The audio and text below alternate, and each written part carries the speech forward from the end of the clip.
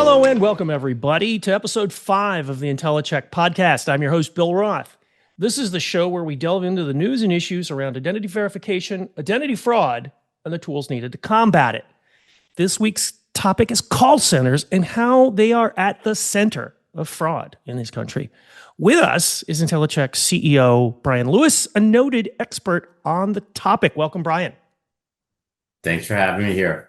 So there's a brand new article on the Intellicheck website about sort of call centers and them sort of being at the center of this. What makes call centers a hub for fraud?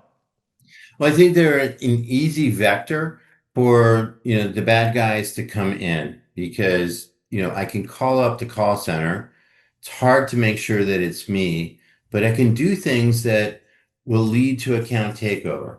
Mm-hmm. I can change the address where things are sent. I can, potentially change passwords.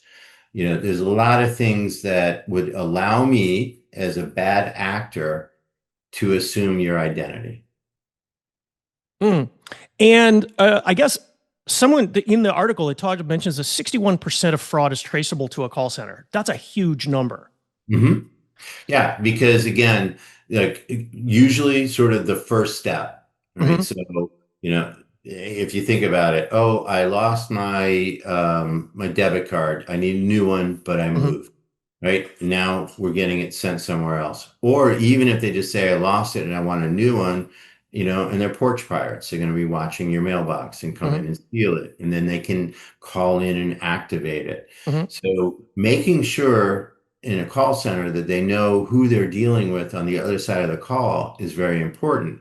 And it's not just like sort of financial fraud, right? One of the things that people, kind of miss is the fact that, I've got a lot of points with a couple of airlines, Mm-hmm. right? I call in the call center and I want to cash those points in, right? Mm-hmm. So loyalty program fraud in call centers is huge.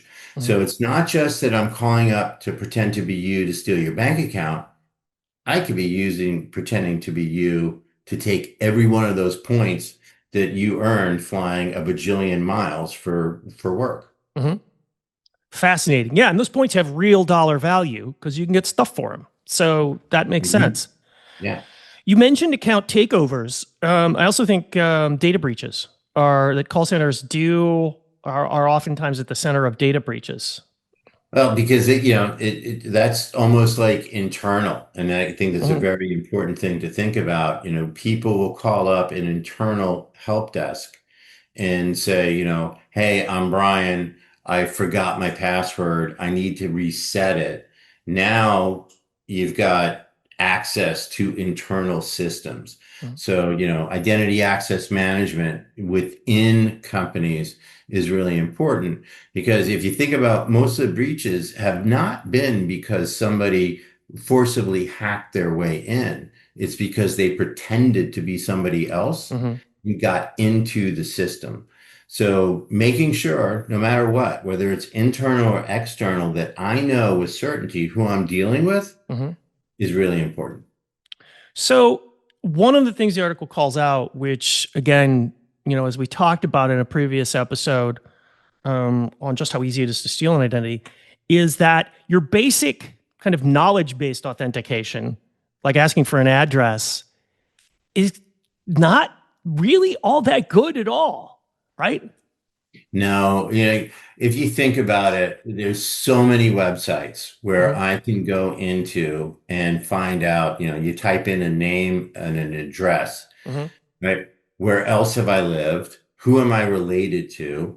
Right? Mm-hmm. Every address I have. And if you think about even some of the challenge questions that will be posed to you, where have you lived? Mm-hmm. What cars have you had? Those types of things, that's so much in the public domain, Mm-hmm. let alone what has been breached. So just doing KBA, knowledge-based authentication, you're going to get hurt because there's too much of that information out there. Mm-hmm. Again, both through public information as well as breaches.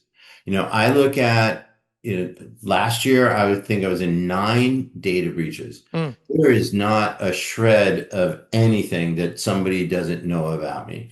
Even to the point that I was in the United Healthcare breach. So guess what? They know what medications I take. Mhm. So if you're going to ask, hey, Brian, do you take this for this? Yeah, it's out there. It's Right. known. So you've got to do more. So, yeah, essentially, all those KBA based questions, the answer is just Google it and someone can figure it out with enough. 100%. Yeah. Yeah. Yeah. So let's talk about Intellicheck. How do they help counter the problem of call center fraud? So I think the really unique thing about North America compared to the rest of the world is that we have DMV issued documents that have a barcode. Mhm. And that barcode is unique to every state, every province, and every territory. And they all have unique hidden security features that you cannot get through AI, machine learning, or anything. And that is our forte. We work with the DMVs. We help them figure out their barcodes. That means we've got the information about that barcode, right? Mhm. And again, I'm going to point out that people think scanning means it's real, but scanning does not mean it's real. This giant stack of fake IDs that I have here, every single one of them scans.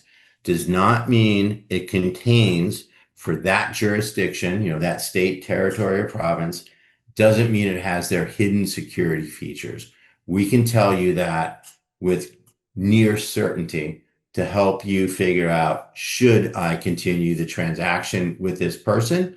Whether it is I'm calling up to change my password on my email account, Mhm. my social media account, or my bank account. Yeah, when you think about it, if you're trying to do an account, not takeover, but let's say you lose your password, what are you doing? You're really just taking a picture of your driver's license, which really isn't all that effective. No, and look, the easiest thing for AI and machine learning to do is to copy the format Mhm.